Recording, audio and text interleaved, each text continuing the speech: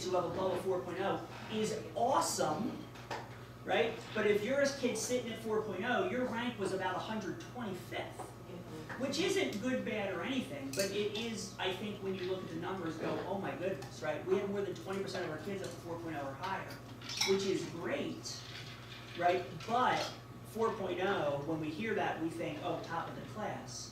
Well, no, it's not. That decile communication, I think, is important, which is why we put it. All right, because I expect there to be some class rank conversation, so I just wanted to make sure we park on that piece before we left it, just so that you have that in your head when we talk about that. As opposed to being able to say summa, when you look at top 10% or even top 10 for that matter, that is a cutoff and only X number of kids can get it. When you move to a summa, every kid hypothetically could be 4.2 or higher. You could have 500 kids who meet 4.2 if they get the good enough grades. And so they could all be recognized for their achievement as opposed to their achievement in comparison to their peers, right? And so that's why colleges do that, and that's why high schools who have changed have done that, because then it's based on what David Bolton does. It's not what David Bolton does versus Bill Krause that makes it, you know, in terms of how they're reporting that piece. We can both be summa cum laude. The fact that he is, it doesn't make it less likely that I am, because it's based off only my performance and my GPA. It's not only 59 kids, which is what it was last year, right? There were 592 kids in the graduating class last year, so 59 of them were top 10%. Well, if you were number 60, it didn't matter what your GPA was, you weren't top 10%, because it didn't matter. And so some years that's a 4.2, some years that's a 4.4, some years that's a 4.1, because some classes do better than others in terms of academically, right? I mean, you know, I won't tell you this year's versus last year, because then the seniors would get a big head in terms of their performance. But in terms of if you look at their ranking versus last year. All right, sorry, I slowed us down. Okay. So, data was collected for several schools, universities, including the schools you see listed here. Contacts were made between the high school counseling department and admission departments at these schools. We wanted to see how they currently feel about class rank as it relates to college entry. Unanimously, these schools reported that transcripts without class rank do not hurt a student's chances of being accepted into the school. The sentiment was that the value of class rank is, on the whole, declining. Here are some responses from two highly regarded universities. Drexel estimated that half of the applicants came from high schools that did not report class rank. This came from someone that worked in admissions for 21 years at Drexel. Cornell stated that they also receive a class rank for less than half of their applicants. Class rank is neither an advantage nor a disadvantage, since the academic strength of a candidate is determined from a much broader picture, and the reputation of the sending school, as Dr. Bolton mentioned, when they know the school.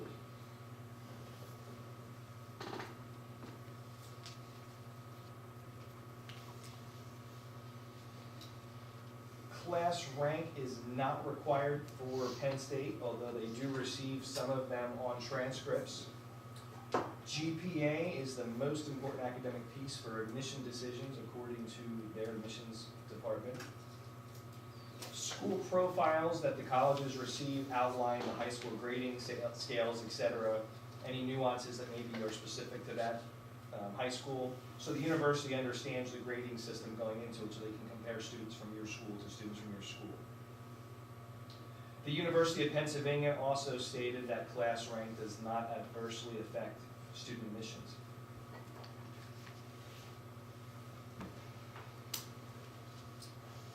"19 districts in the area were surveyed here, and you can see the schools who responded listed at the bottom.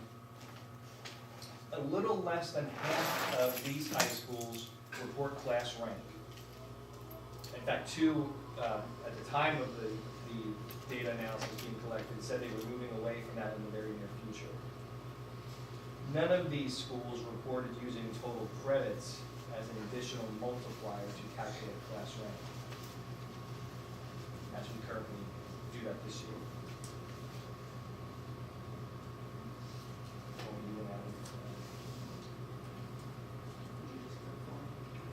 This is just, there's then two summary slides. One is just a summary of the items that we have said out loud. I just want to put them in one page so that you understand in terms of the topics that are happening. So obviously we talked about the cum laude system, talked about talked about awarding honors credit for some college courses. And so college courses currently, if you take them, they do show up in your transcript. So there are rules about the college courses students can take. It shows up on their transcript that there is no GPA impact whatsoever. So you're given credit for them, but you are not given any quality points for them. It's like you audited the course, although your grade does show up.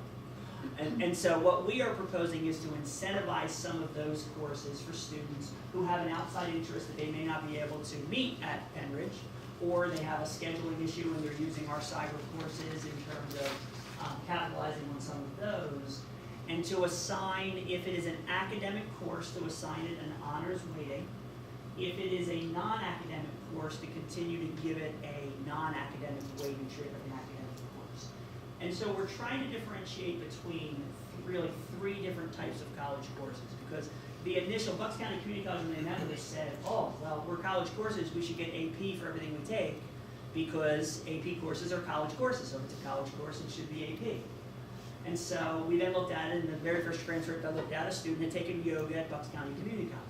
And I said, that's great. I'm sure it was the perfect course for this young lady to take in terms of that. I'm not sure I'd be to the point where I would want to recommend that that would be an AP level course, even though it is a college course that they would get college credit for if they go to Bucks County Community College or wherever they have accreditation agreements with. And so the idea is to think about if you're taking a biology course, right, and at those levels, that is equivalent to our honors biology course, and you get honors weighted. Where if you're taking an elective course, you're taking a specialized art course or something that we might not offer, that would be an academic. Because here, if you're taking an art course, there would not be weight for it from that standpoint. So it doesn't give the student an advantage, but it doesn't tell them, no, you shouldn't go express your interest somewhere if it's outside of what we currently can offer at our school. We are recommending that we continue the tradition of recognizing the top 10 students at graduation. Currently, the tradition is to give those students their diplomas first, so the first 10 students who are announced. And we are recommending that that tradition continue, and we'll nuance that on the next slide. We are recommending the elimination of reporting of class rank on transcripts. We obviously will continue to calculate GPA. I told the committee my story. I have 3 children in college. They all have attended competitive colleges and applied for multiple scholarships. And they were asked once. One child for one scholarship needed his class rank, and so he contacted his guidance counselor, got his class rank, and was able to put that on. So we will provide that if the college needs it, as opposed to just putting that in transcripts. Adding the decile information on the school profile, continuation of a senior academic achievement event. One of the following presentations that we'll do in another month or so is to talk about increased recognition. What does that look like through the year? What does that look like at graduation? Some of those tangible things that Mr. Ziplicki talked about that we're working with the high school administration. And then obviously the reason we're bringing it to you is all of this impacts policy, not all of it. The vast majority of this impacts policy 214. And so once we get the feedback and we have a final recommendation, that will require policy changes, which will require board approval. There is nothing up here that requires your approval until we put it in policy. And so that will have to eventually happen, but we obviously want your feedback, because we don't put something in policy that we know we're going to come back and you're going to say no, or the teachers are going to say, oh, that was a really dumb idea, right? And so we want to make sure that we get all of that feedback before we put it into policy, but we would have to turn around. Much of this would show up in policy, not all of it if you read 214. You know, like the school profile isn't mentioned, so the decile is something that we're letting you know, in terms of making recommendations that way. Here's some timing standpoint, because we had a lot. Why don't you do it? You should let me go for a little while longer. That would be funny. And so here are some of the suggestions and what we could change and when. So the top 3 bullets are for this year, which means every student who's currently at Penridge would be impacted by it. So we are suggesting that we do institute the cum laude system. We put it on top of the class rank system, right? So that students would know their class rank, but then we could also recognize summa cum laude, magna cum laude, and whatever that recognition looks like at graduation to honor those students. It would change if you think about one of the goals we're talking about, right? It was, right now, the first 10 students get their diplomas, right? And that is the academic achievement that is recognized. In this current system, last year, 166 students would have been recognized for their academic achievement at some level, as well as those 10 students, right? So that's that piece. The inclusion of the decile information, we don't think communicating that to colleges immediately changes anything, but provide them a little more information about our class. And so that doesn't hurt students or help students, it just provides better information to everybody in terms of where are you from a percentage standpoint, as well as we need to start working through the policy, because we can't change many of these things without there being policy conversations. That would have to happen this year. Within that, then, our recommendations for next school year, which means it would impact next year's students, so any current junior or younger would be impacted by this, that we recommend that we do implement plus minuses beginning next year, because that impacts everybody the same level. And so everybody would be on the same playing field and have the same rules for how many years they've been at Penridge, and now the rules would change for everybody. And we would go to a plus minus, as well as implementing the college courses being weighted as an honors. We debated this one, but this is not something that students would be using to game the system to be ranked number 2. Because it's weighted at honors, that's not enough to bump you over the top. And so students wouldn't be taking advantage of this by saying, oh, I can move up from 5 to 3 if I go take 2 courses at Bucks, because the weight wouldn't be enough. The GPA increase would not be enough for that. So we're recommending that start next year as well, to incentivize that for students to take college courses. And then the other 3 that do change the rules, we are recommending that we change those for the current freshman class, so not until the school year 21-22, so current freshmen and below, that we would eliminate reporting class rank that year. So for the next 3 years, we would recommend that we continue to report class rank the way we've been doing that. I'll skip to the 3rd bullet, that we would continue to recognize the top 10 students right now. And so what we're recommending following that is that we actually recognize the top 10 students alphabetically. Right now, the top 10 students, I don't think I'm letting a secret out of the bag, are not announced 10 through 1, but they are announced in order. So as long as you're paying attention, you know who's 10 and who's 1. Right? Now, it's never said that way. They're never said in our valedictorian is, but it is announced in a certain order. If you are moving away from class rank, it does not seem to be consistent. You then would announce the top 10. And so we are suggesting that we do recognize the top 10, but we do it alphabetically, so that there's no way to know whether Bolton was ahead of Krause in the ranking. It's just my last name came first. Right, and so I get recognized before Bill Krause in terms of my diploma, but those would be the first 10 students who will still receive their diploma. We do feel as though that's a nice tradition at Penridge, and does provide a level of academic recognition for students who have worked their tails off. Right, you don't get to be the top 10 without working your tail off. And so that would be, continuing that tradition, but we would have to nuance it because class rank goes away with that group. As well as then the elimination of the divisor and calculating GPA. So currently the GPAs are divided by some multiple of 6. And it's a complicated system if you're not knee deep in it, so I can explain it to you. But needless to say, it benefits certain types of students and certain, they're not gaming the system, but it does, there are ways to benefit from the current system. It is not simply, so a student could have identical GPAs, if you look at it this way, but their class ranks could be very different because of the number of credits you take. And so it is not just based off performance, it's also based off of the number of credits you took, which is what sometimes has benefited incoming transfer students, because if you come from a system that allows you to take more than 7 credits a year, you would benefit under the current system. And so we are recommending, that's why we recommended that students moving in will only get credited with 7 credits per year. We will recognize all of their courses, and so we'll show they took 8 classes or 10 classes, wherever they took, but they'll only get GPA credit for 7 of them, because that's what a Penridge student would do. So the rest is equal in terms of what it looks like. Okay? So, is it time for questions yet? Yes, because that's the last slide. So what you're saying is you would the number of credits would no longer affect it? Is that what you're saying? That would no longer be a factor? Correct. We would do it like, I'm not sure there's any other school that doesn't do it. Well, there has to be some of them. But when you think about a GPA calculation, the GPA calculation is always quality points divided by credits. Quality points are that chart that we looked at, that 4.0, 5.0, 4.3. Those are your quality points for that class. You simply add them all up and divide by the number of credits you took. And so lots of students will take 28 credits because it's 7 credits a year, or they might have 27 credits because they have a study hall. You would just do that division and you get a 4 point something, a 3 point something, that is your GPA. And so that would be the same for everybody. So a student who took 24 credits would be divided by 24. If I took 27, it would be divided by 27. The current system benefits the students who took 27 over the student who took 24. And the new system would benefit us.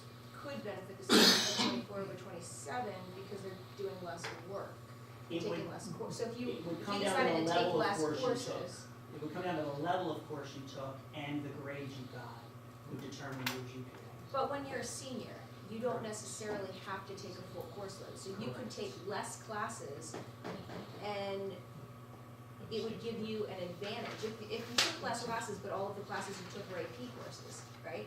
Then you would have an advantage over the people who took AP courses plus an additional course that wasn't an AP course, because when you average that out, the person who took the extra course would end up, their GPA would be brought down because you're kind of watering down the AP courses as opposed to the person who didn't take that extra course. So And I so get the point that some if you are people. going for class rank, you're correct. Right, so if I'm trying to be number one, that is the type of behavior we are trying to disincentivize. But I don't know, because- and I get what you're saying, but I don't know that we're disincentivizing it just by not recognizing it, right? We've disabled, and I don't know why, and that was one of my questions too. Why did we disable the GPA? When you log into your kid's Power School, it's disabled, you can't see what your kid's GPA is, your kids can't see what their GPA is. Was there a reason why they're not allowed to see what their own GPA is?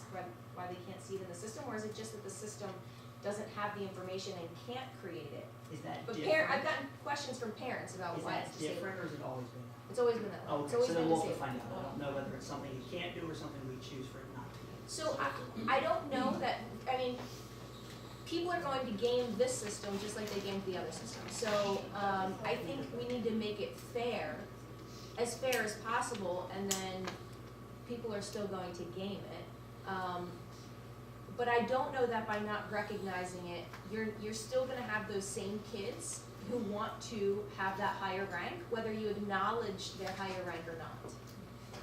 And so I don't know that we're solving the problem. And by recognizing the top 10 students but not in the right order, they're still going to be trying to get into that top 10. So they're still going to be in the system to try to get into the top 10. It's kind of like they're still going to do all the work, they're just not going to get the recognition for the work that they did. So in a sense, I think you're saying we're disincentivizing it, and that's why they're less likely to do it, because we're not encouraging it, we're not recognizing it. But are we? Have those kids that want it. They're that still are hungry for it. And what's wrong with healthy competition to know who's number one? Why can't we Well, remember? yeah, I don't have a problem with people knowing who was 1, 2, 3, 4, 5, and 10. And kids You will know. still know. They'll still know. They'll know. They'll for these kids to be number one. They'll make sure everybody else knows. So why can't we know? I mean, I like the plus and minus. I like everything. There's lots of except- pieces up here, right, I understand. Yeah, I don't I- like getting rid of the class rankings. No, I think I they think earned I it, like they knowing should where I be- was. They should be recognized. I think when you're talking about, It wasn't.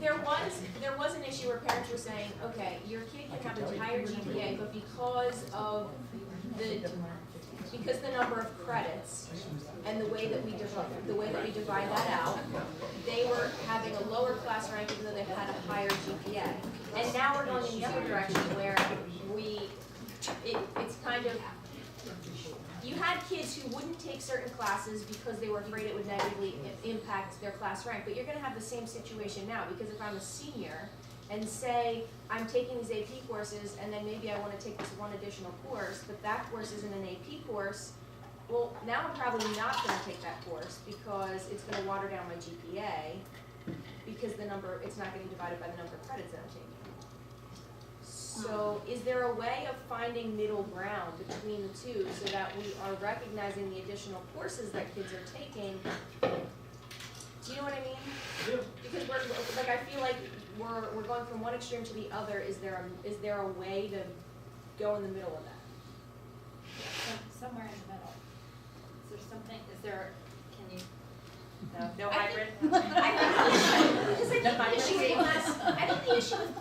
the issue with class rank was that the biggest issue, what you're fixing, is that kids could come in from a different school district where they were able to take more classes, and then they have an advantage over our tenured students, which isn't fair.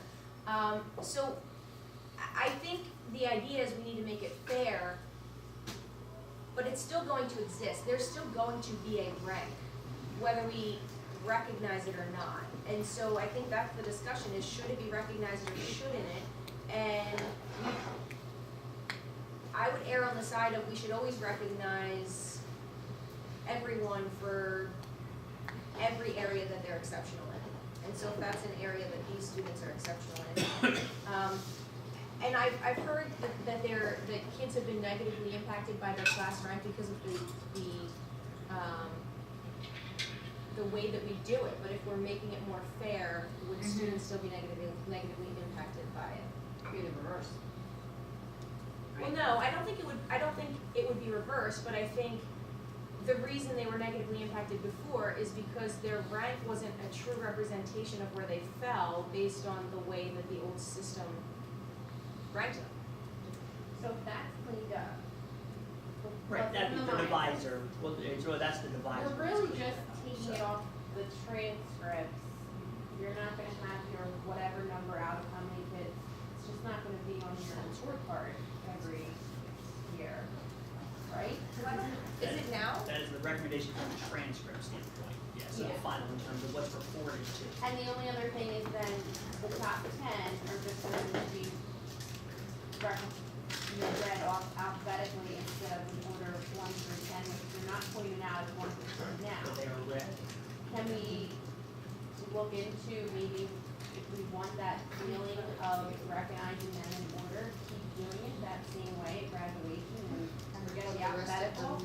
And really, we still are going to know a class rank, so if a parent really wants to know their kid's number, can't they call the guidance office and?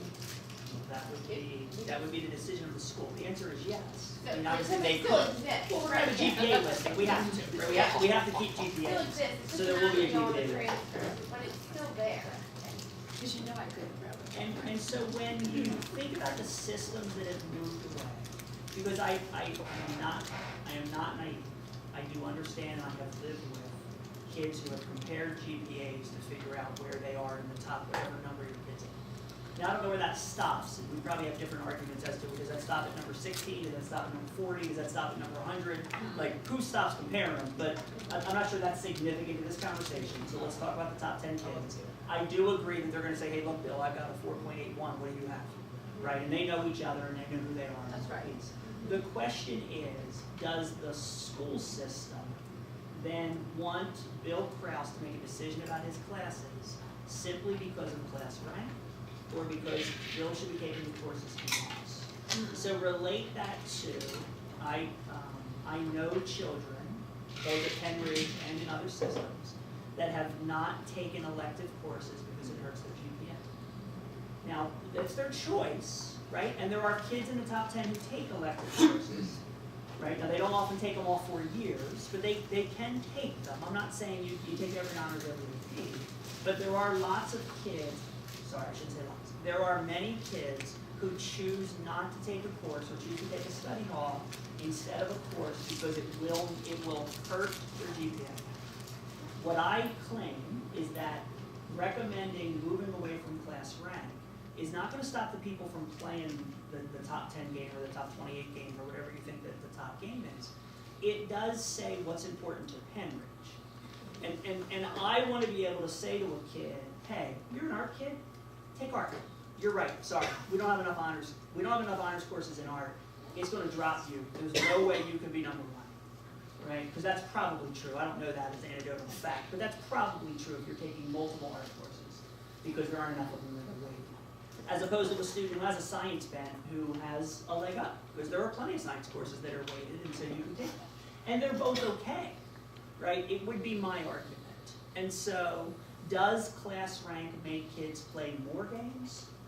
Make them more aware of, oh my gosh, I'm out of the top 100, so I better not take that ceramics course because it might make me 102? I don't know. Are those kids having those conversations? The question is, does Penn Ridge say, you know what, it shouldn't matter?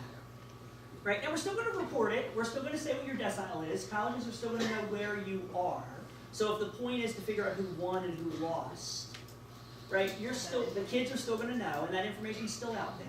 Right, we're not pretending a 4.2 is number one in our class because we're not telling you. So the kid can go, yeah, I got a 4.2, right? Yes, you did, and that was the 15th percentile. Colleges are still going to know that. The kid's still going to know that. The kid might know their rank. And so in terms of the information we're communicating, I agree. We're no longer communicating whether you were 15th or whether you were 20th. I'm trying to decide whether that is significant enough information to continue ranking, which I think has other collateral issues. And that's why the recommendation is what it is.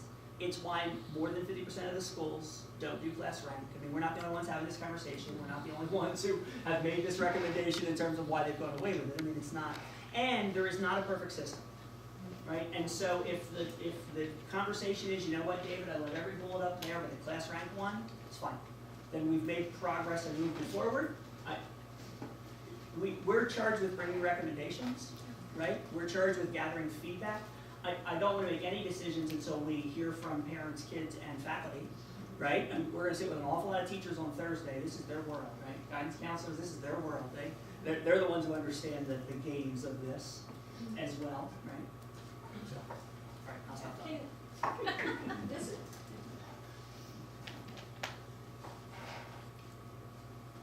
This may be a dumb question, but can it be optional to a student whether or not they want their class rank on their transcript, or does it have to be everybody across the board? Some kids may want their rank on there, and some kids may not. Sounds like a logistics. I don't know. Yeah, I mean, I don't know how you. I don't know. That sounds like I a. forgot, like, I don't know. Yeah, Sounds if you're like saying a a lot lot of of work class for rank it. anyway, why don't you just put it on there? I think you're saying there's only, You didn't want it? to your point, there's only a small population of students. Please. There's only a small population. There's only a small population of students that this affects, so then there's only a small population that are taking these, who would be opting not to take the course that they want to take because it'll affect their GPA negatively. I don't know how small that is. But- It's not every.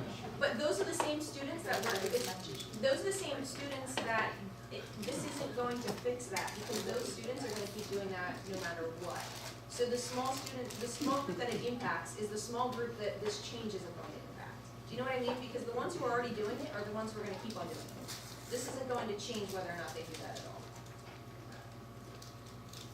I think the hope is that when Dr. Golden talked about what does Henry want, what do we want our messaging to be, as a teacher at heart, I never want to know that a student picked, and let's go high, AP Class A over AP Class B, because AP Class A is this amount of credits, because it's a Latin class, and this class is not, and I picked that class even though I wanted to take that class. We want to see kids taking high-level classes, and that's one of the reasons for the incentivizing of AP. We want them to reach high, even if they don't get an A or an A+. We want them to have that experience. That I think. But don't they want the GPA more than this class then, so they've made that decision? Yeah. They want this GPA, so they want that class. They don't want that GPA, they take that class if they want. Seems simple. And so if they're